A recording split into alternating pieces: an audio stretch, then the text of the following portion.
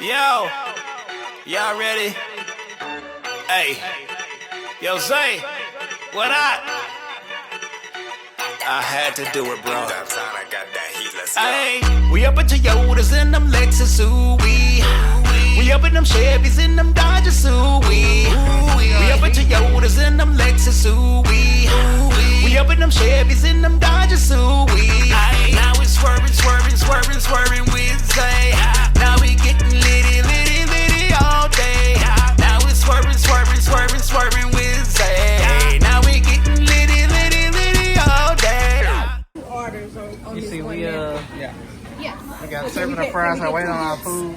Y'all should try these out with y'all out here. You know what I'm saying? David's Burger is off the chain. So you get your complimentary order of fries. So y'all see this food right here? This will be going in the next clip.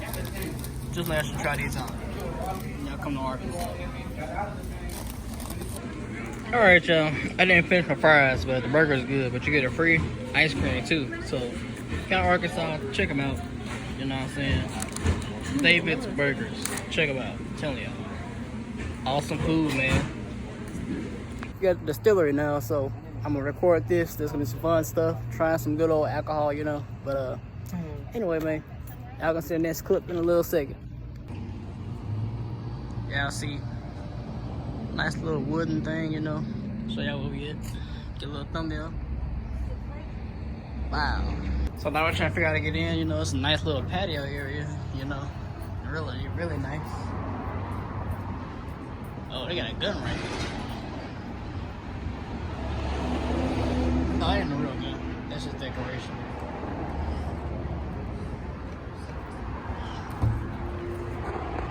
So y'all see, ooh, it smells good up in here. Real cabin like, got the restrooms. Real nice distillery. Got the ladies. It smells like alcohol too. It smells good.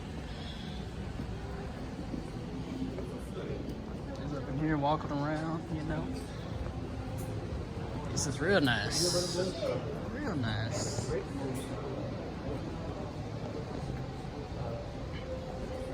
Moonshine grape, moonshine peanut butter.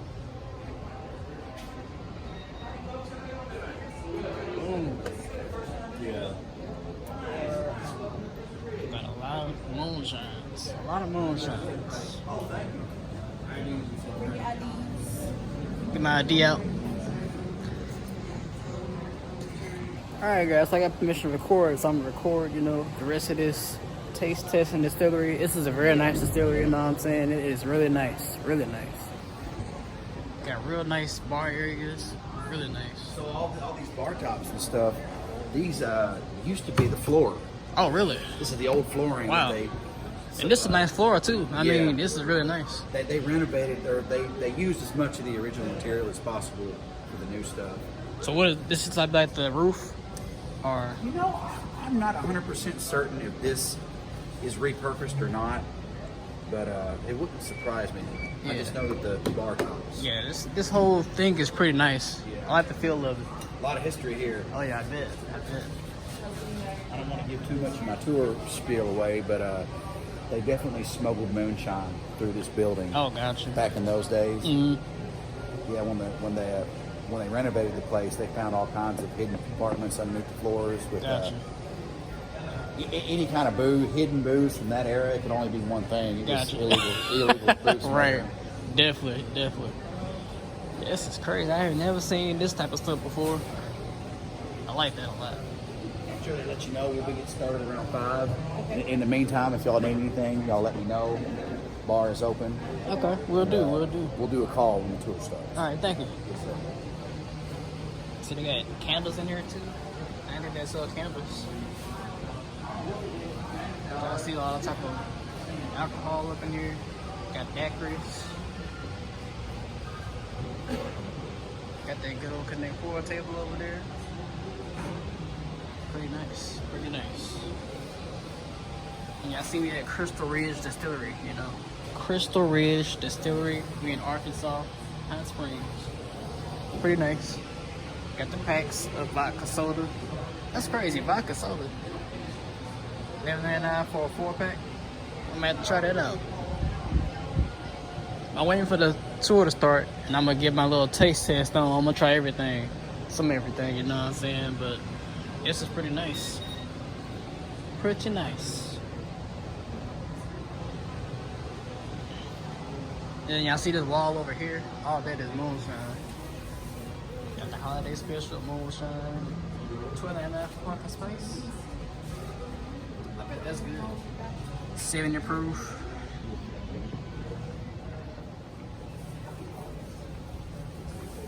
And then this is 120 proof. That's what I want to try. Get you messed up, you know?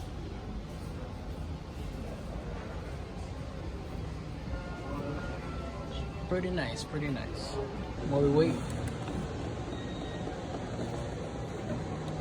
Got my mom, my brother, wife over here playing checkers. Big old checkerboard. I want to tell you guys a little bit about hot springs during Prohibition times. Now, this was a really happening spot about 100 years ago, back during those times. Oaklawn Jockey Club was brand new. There was, not much legal gambling going on back then at the time, so that was one of the few exceptions. It brought in a lot of out-of-town money here to our small town. And in case you haven't noticed, we're not a very large place. It is kind of a small town. We're tucked away here in a mountain valley, but so that Oaklawn brought in a lot of money to our small town. Now, Major League Baseball used to do their spring training here back in those days. Babe Ruth and several other famous players of the time used to love to come to Hot Springs. Now, I don't know why they did this, folks, but they used to actually pay those baseball players their entire annual salary up front and then send them to Hot Springs to train. Well, Hot Springs was a party town. Pretty much every vice that you can imagine was here at the time, and those guys took full advantage of it, especially Babe Ruth. I mean, he had no self-control. So they liked partying here so much, and they had their entire annual salary in the pocket. They would actually, on more than one occasion, spend their entire annual salary in Hot Springs, before the first pitch of the season was even thrown. So they're pretty much playing for free.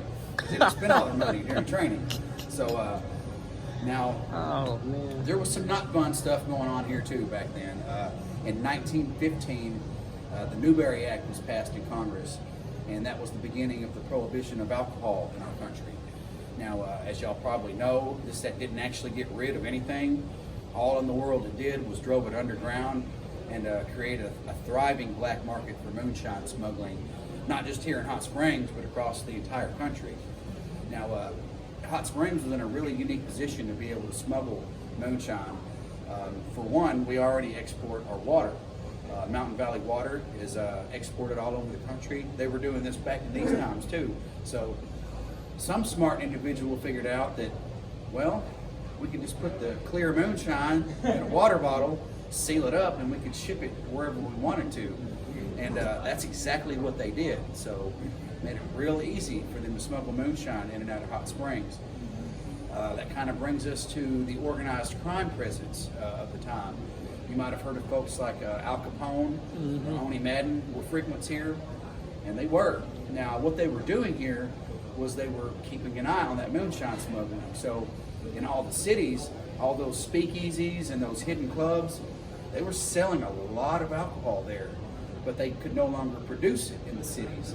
It was really easy to bust them. All they had to do was literally just like, there's a smokestack, let's go arrest them. So all that booze they were selling was being produced in small communities like ours and then smuggled to the cities, usually on board trains. So that's why they were here in these small communities in the first place, was making sure it was getting to where it was going. Now, this kind of brings us to our building here. This building was built in 1910. Wow. It was built for a man named F.C. Stearns. Mr. Stearns had businesses all over the county. This location was used primarily as a warehouse for all those different businesses. Now, they most definitely smuggled moonshine through this building back in those days. When the current owners, the Bradleys, renovated the place, they found all kinds of hidden bottles like this in secret compartments underneath the floors. Hidden liquor bottles, Prohibition era, pretty much only means one thing. They were smuggling booze at the building. The old train line ran right outside the old loading dock here. So they probably had a real easy time loading and unloading. Probably had it in Mountain Valley bottles. So it would have been a really interesting time to be here in Hot Springs. I wish I could kind of time travel back for a day. Now, if y'all want to take a step back this way into our distillery, we'll take you through here. We'll start up here at the top of the stairs. I think there's enough room for everybody. So right up here at the top of the stairs here, there's a photograph of Sheriff Marion Anderson. That's him and his deputies in a still they busted back in early 1921. Now you might notice they look kind of grumpy. Well, you'd think they'd be happy. Aren't they supposed to go bust moonshine stills? Well, one of the common themes of the day, folks, was police and government corruption. Imagine that. So basically those mobsters were making so much money from the illegal moonshine that they could afford just to basically bribe everybody, not just one or two officers, the whole department. Oh, wow. Let's bribe the judges while we're at it, and the mayor. Pretty much anybody in the government who might have interfered with what they wanted to do, they just paid them off. So pretty much all of the police departments and all of the government officials were all on the take. So these guys probably would have been content to let that still continue to produce as long as they was getting their piece. Yeah. But I think somebody tried to cut them out. So now we're going to go bust your still. That's kind of how that works. Now, you might think with all of the Al Capone and gangster types in town and all of that dirty money flowing through here, that there might have been some violence in relation to that. But there was actually very little, almost none, as a matter of fact, because they were all making so much money. Even though there were business rivals, they did something really smart, and they decided to play nice with each other and just get along. Nobody wanted to cause a bunch of violence, get the attention of the federal government. They already had all the local people paid off, so they just decided to get along and watch that money roll in, of which there was a lot. Yeah. Now, I did say there was almost no violence. There is one exception I want to tell you guys about if y'all want to follow me down this way.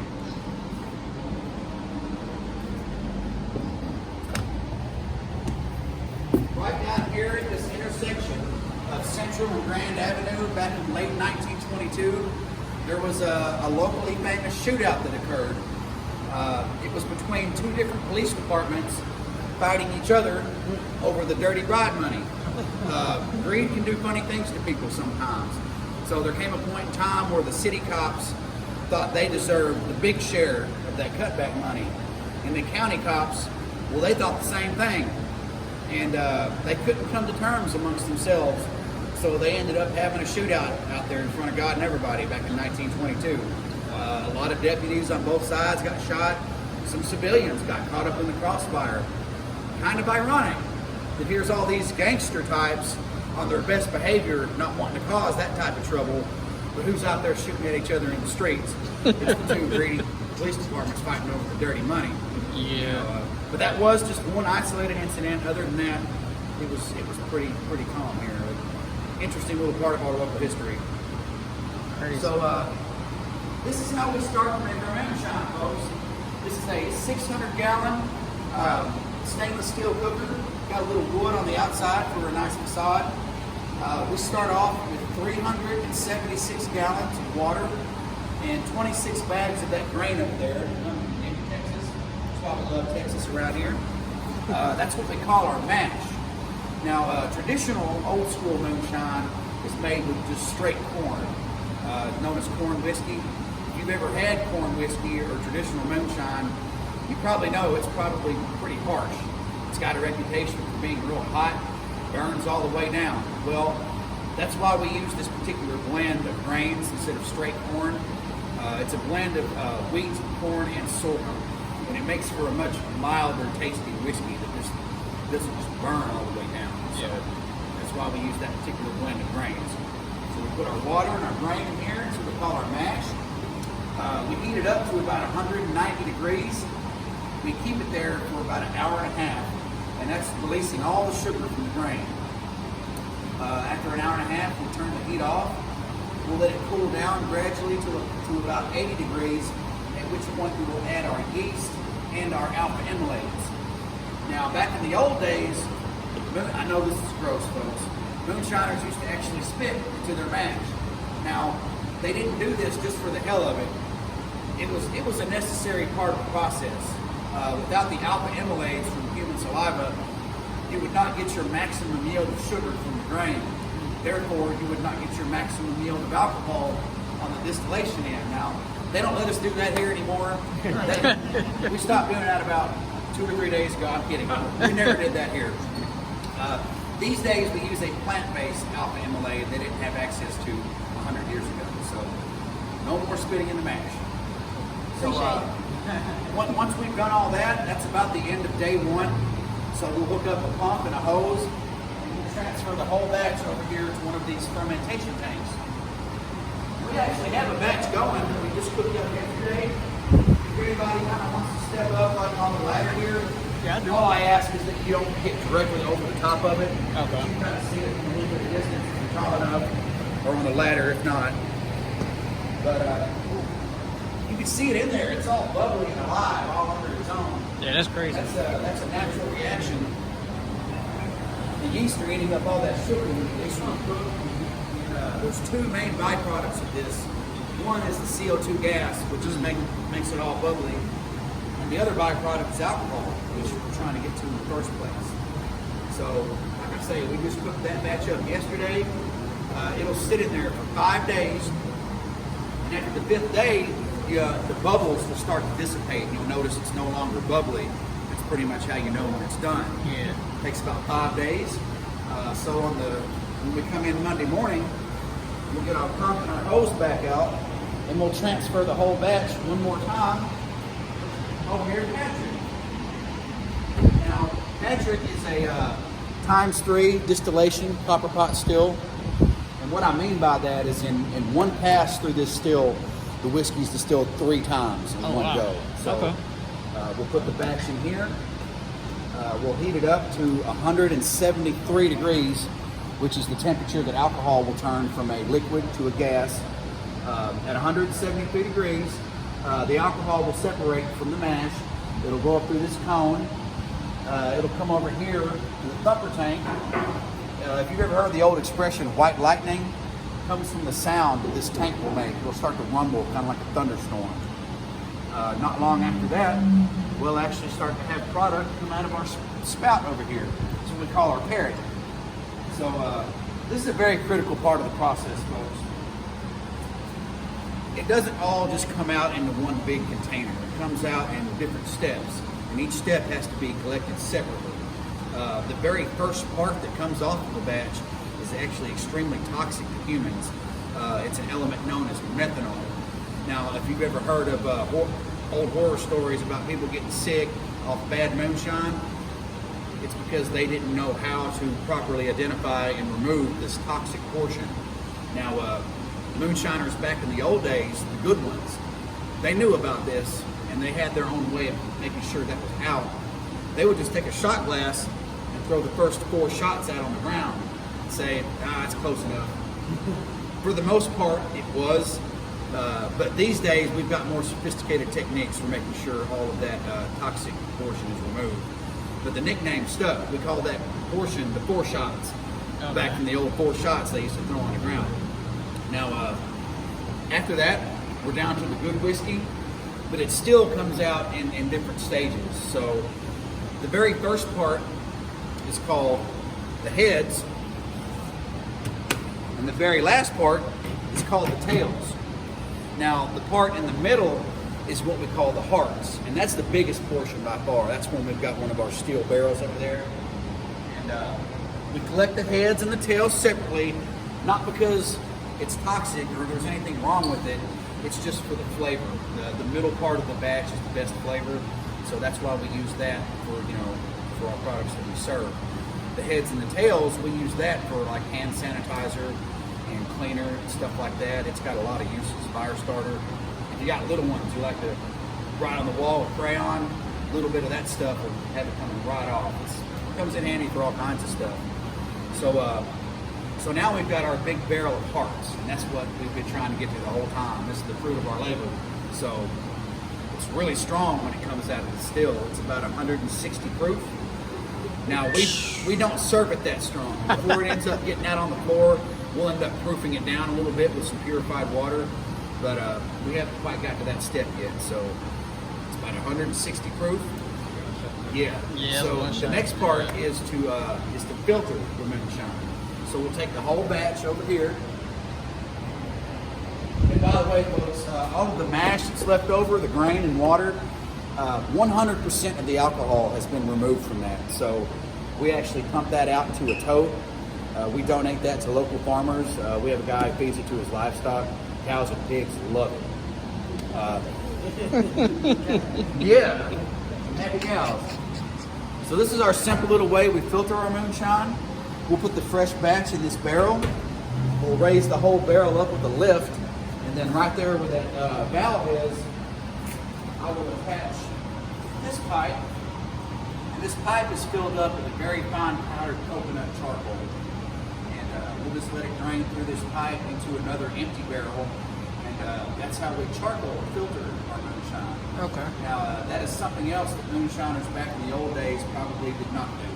They might have run it through a cloth or something, but we're a little bit more modern than they are. So Yeah. that's how we charcoal filter.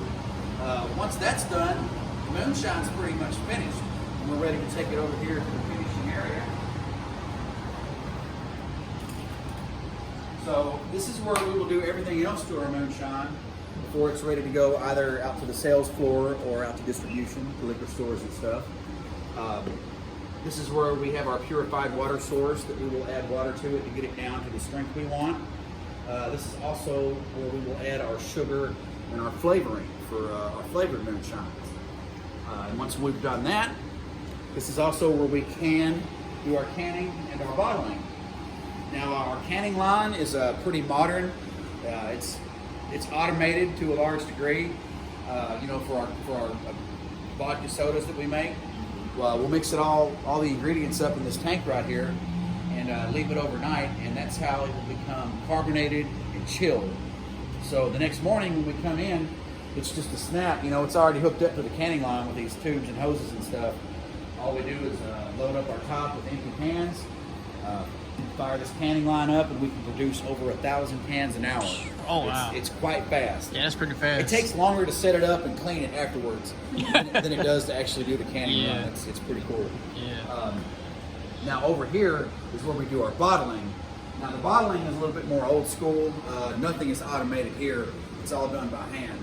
So we'll have a team that will, you know, we'll work in a team of about 2 or 3, and somebody will be over there filling bottles up, passing them over. I'll usually be over here on this side, putting caps on, passing them back over this way, and somebody else will be taking each bottle and running it through that labeler right there, putting the label on it, putting them in boxes, stacking the boxes up, and they're ready to go out the door. Upstairs is where we have our quality control area and our chemistry lab. Okay. So between every step that I described, we're constantly taking samples, testing samples for quality control. We send samples off to third parties to be tested just in case we make an error. We are very heavily regulated by the government. So at any given time, we could have state and or federal inspectors in here watching us, making sure we're doing our jobs right. Also, the health department is in here quite often to make sure we're keeping the place clean. Now, there might be a little bit of clutter here and there, folks, but one of the things you're not going to find back here is a bunch of dust and grime. There's not going to be any sticky floors or just general dirtiness. You know, we take a lot of time back here to, you know, keep the place clean. We sweep and mop, wipe down all the surfaces every day, whether we think it needs it or not. You know, that's very important to us here. Now, on a personal note, I'd like to say this is a really good place to work.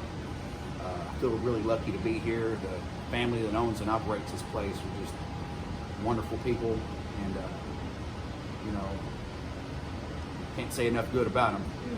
Now, does anybody have any questions about the? Yes, sir. So the show Moonshine, is that an accurate depiction of how it was back in the early 1900s? I can't really speak to that honestly because I've never actually seen it. Oh, that's the one. Now I will tell you one that I have seen that is more accurate. There's a show called Master Distillers, and I think it's on YouTube, or I can't remember if that's the original platform or not. But now and it is pretty accurate. I have heard that the show Moonshiners is largely entertainment with a little bit of knowledge, actual moonshine stuff in there. But I've not actually watched it, so I can't really say too much on that. Yeah. Anybody else have any questions? You have to weigh your bottles? Yes, sir. Well, actually, whenever we're doing our bottling, we can tell by the height of the liquid on the bottle where it's at, where the volume is, because all the bottles are the same. So we just each little bottle's got this little ring handle on it, so we know once it's filled up to the bottom of that ring, it's full. And whenever we are bottling, we have to watch the levels close to make sure they're not over or under filling. Yes, ma'am. How long does this entire process take? Well, the longest part is when it sits in the fermenter back there, because it's got to sit for 5 days. So from when we start to cook, before we can actually bottle it up, probably takes about a week. But 5 days of that is just it's sitting over there doing its fermenting. Yeah. And it's we have a lot of fun in here, folks. Most of that stuff we're doing it in the early AM. So we come in here at like 7 o'clock. There's no customers yet. We turn on our music and get the ball rolling and have a lot of fun. That's the way to do it. It's a fun job. Yeah, done early. There's not really a lot of distilleries in Arkansas. We're only like number 6 in the state. Now Texas, for example, has 198 distilleries. I mean, it's a big state, but they've also their laws there have allowed for distilleries to exist for longer, for longer. Where it's kind of a recent development in Arkansas. Now, when we were first able to do it, there were a whole bunch of wineries and breweries that popped up, but not many distilleries. Yeah. So, kind of feel lucky to be on the ground floor of something. What's the difference between a winery, a brewery, and a distillery? Well, breweries are making beer, wineries are making wine, and distilleries are making like hard liquor. And some folks will ask me, what defines a moonshine? Moonshine, by definition, is a young, unaged whiskey. So it's not been put in an oak barrel to age and get any, color or caramelization to it. So as soon as it's made, it's fresh, it's sold fresh, and that's pretty much what defines it. And they call it moonshine because they used to have to make it at night because it was illegal. Right. If they seen the smokestack during the day, they'd go bust you. Yeah. Darn government, always sticking their nose in our business. Well, sure. How many bottles are done do you think I'll make a year? So, in a year? Oh, geez. I would have to reference some numbers. Now, I do know that like one batch will come down to about anywhere between, I want to say 70 to 130 gallons, depending on the batch size. And that makes about 500 or 600 bottles. That is a lot. Yeah. It's enough to keep us busy full time. Definitely. Yep. Didn't know that. It's interesting for sure. There's a lot of science in this stuff. Well, What's your favorite flavor? so my favorite flavor used to be the root beer. Now it's the peanut butter. Peanut butter. Okay. Peanut butter is our newest flavor. It's only been on the shelf for a few weeks, and I knew as soon as I tried it that it was my new favorite. I like to get a little bit of like chocolate bitters or chocolate liqueur. You put a little bit in there, and it makes it taste like a Reese's. Oh man, that sounds like Matter of fact, I'm going to be having some of those tonight. When I think get I'm back. about one. I think It's I'm good about stuff. one. It's wonderful. Now I'm pretty sure that's going to be part of y'all's tasting too. Whoever's doing the tasting. Okay. Abby's in there set up for us as we speak. So Okay. y'all want to get to the fun part? They're going to get some Alright. tasting. Thank you so much. Yeah, man, that was a good good lesson right there, man.